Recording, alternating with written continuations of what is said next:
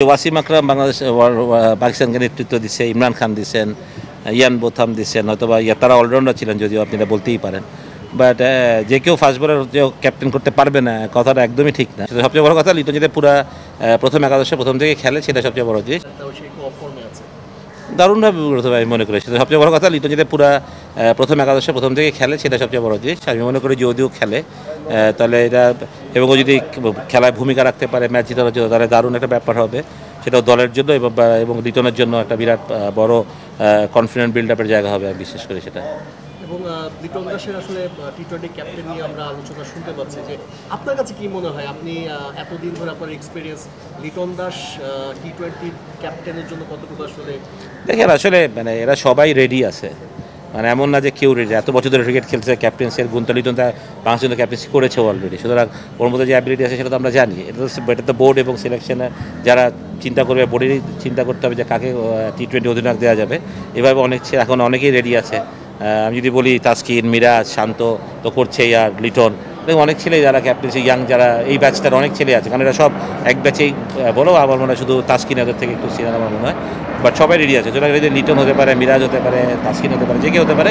But বোর্ডের ওটাই decision নিতে হবে কাকে দিলে সেটা ভালো হবে, সেটা ইম্পর্টেন্ট। বাট লিটন আমি মনে করি যে ব্যাট চয়েস হবে না ক্যাপ্টেনের জন্য। বাংলাদেশের ইতিহাসে শুধুমাত্র মাশরাফি শাফি ভাই ক্যাপ্টেন্সি করেছেন একজন পিওর বোলার হিসেবে, পেসার হিসেবে। আপনি অলরাউন্ডার হিসেবে তখন ছিলেন। সো যখনই কথা আসে তাসকিনের, তখনই মনে হয় যে বোলার হিসেবে সেই এজটা পান না, যে বোলার ইনজুরিতে পড়বেন, তাকে ক্যাপ্টেন্সি দেওয়া যাবে না, অথবা টি-20 হোক, ওয়ানডে হোক, টেস্ট হোক, সবসময় কথাটা আসে। আপনার কি মনে হয় যে তাকে কি তারা কি রেসপেক্টটা পেতে পারে না, যে একটা ম্যাচের জন্য বা একটা বছরের জন্য? অবশ্যই ওয়াসিম আকরাম বাংলাদেশ পাকিস্তানকে নেতৃত্ব দিচ্ছে, ইমরান খান দিচ্ছেন, ইয়ান বোথাম দিচ্ছেন, হয়তোবা তারা অলরাউন্ডার ছিলেন, যদিও আপনি এটা বলতেই পারেন। বাট যে কেউ ফার্স্ট বলার যে ক্যাপ্টেন করতে পারবে না, কথাটা একদমই ঠিক না। আর আপনি যদি এটা হয় যে তাসকিন ইনজুরি হয়, যদি ক্যাপ্টেন্সি না করতে, ডেফিনেটলি একটা তো ভাইস ক্যাপ্টেন থাকবে, he will run the show.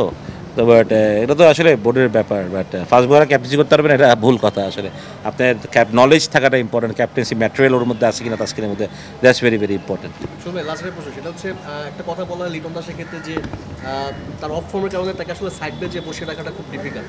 সেক্ষেত্রে অফ ফর্মের জন্য আমরা দেখলাম যে চ্যাম্পিয়ন্স ট্রফিতে সে সুযোগ পেল না, কিংবা তাকে ড্রপও দেওয়া হয়েছে কয়েকটা সিরিজে।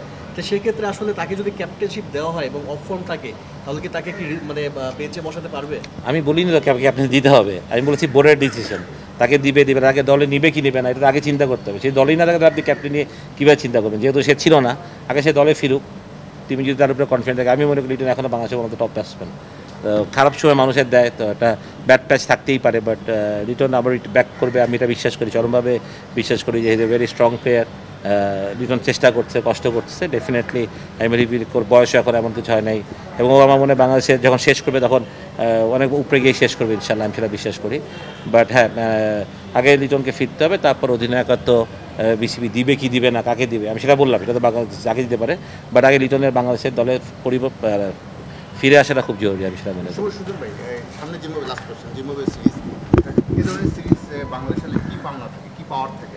এই ধরনের সিরিজে হারলে অনেক কথা, বা ভালো করলে আউটরেট জিততে হবে একদম, সোজা কথা। 2-0 সিরিজে জেতাটাই বাংলাদেশের এখন সেটাই হওয়া উচিত। তাই আমি বিলিভ করি আমাদের এই কন্ডিশনে, এই গরমে জিম্বাবুয়ে আমাদের সাথে, আমার মনে হয় না আমরা we are very strong team. আমার মনে হয় যে আমরা ভালো খেলছি না বলে অনেক কথা হচ্ছে, বাট আমাদের মধ্যে অ্যাবিলিটি আছে, ছেলেরা ভালো ক্রিকেটার সবাই। তো আমি বিশ্বাস করি যে এখনও খারাপ একটা, আমি কয়েকটা খারাপ মাস গেছে আমাদের পরপর, মানে আমি মনে করি এখান থেকে বাংলাদেশ টিম ঘুরে দাঁড়াবে, সামনে আরও ভালো আছে, ওগুলোও জিতবে, ভালো করবে, সেটাই বিশ্বাস করি আসলে। Thank you. ডিপিএল নিয়ে ভাইয়া, রোজার মাসে আমরা দেখেছি একটু তো ওইরকম এফোর্ট দিতে পারে না সবাই। রোজাটা শেষ হয়ে গেছে, এখন আপনার টিমও যে অবস্থায় আছে, সেক্ষেত্রে আপনি কি আশা করেন? এবং আপনি ইয়াং স্টার দিনে অনেক কাজ করলেন, প্রত্যেকটা বলই কাজ করলেন, যারা বলগুলো দেখলাম তাদেরকে নিয়ে কী কাজ করলেন, যারা তো পাইপ লাইনে বড় একটা শক্তি হতে পারে। দেখেন, জিতে হারা তো মাঠে, আমরা ভালো খেললে আমরা জিতবো, আমরা হারবো। আমরা যথেষ্ট চ্যালেঞ্জিং একটা দল, যেমন না যে আমরা বড় দলের একটা, আমরা মিডিওকর একটা সাইডে। এবার সত্যি কথা বলতে গেলে ইয়াংস্টারদেরকে নিয়ে কিছু এক্সপিরিয়েন্স প্লেয়ার আছে, বাট ম্যাক্সিমাম প্লেয়ার অনেক ইয়াং, এক্সপিরিয়েন্স অনেক কম। বাট তারপরে আমি বিশ্বাস করি যার অ্যাবিলিটি আছে, আমরা ভালো খেললে অবশ্যই জিতবো। বাট আমি তাদের ফিউচারটাই দেখি, যে বাংলাদেশ ক্রিকেটের ফিউচার, তাদেরকে ওইখানে আমি সাপোর্ট করতে চাই, যে তারা ওইখানে কতটুকু ভালো করতে পারে। That's it.